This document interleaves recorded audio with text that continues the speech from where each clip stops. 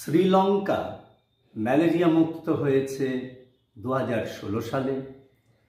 চীন ম্যালেরিয়া মুক্ত হয়েছে 2021 সালে। শুনলে অবাক হবেন, ইউনাইটেড স্টেটস ম্যালেরিয়া মুক্ত হয়েছে বিগত শতাব্দীতে, পাস্ট সেঞ্চুরিতে। আর ইউনাইটেড স্টেটসের এই পাহাড় প্রমাণ অভূতপূর্ব নজিরবিহীন সাফল্যের পেছনে তিনটে মূল কারণকে চিহ্নিত করেছে পৃথিবীর বিশেষজ্ঞ মহল। 1 নম্বর কারণ, নিকাশি ব্যবস্থার প্রভূত উন্নতি। 2 নম্বর কারণ, মশা প্রতিরোধী জাল অর্থাৎ উইন্ডো স্ক্রিনের ব্যবহার। আর 3 নম্বর, এয়ার কন্ডিশনিং সিস্টেমের আমূল পরিবর্তন।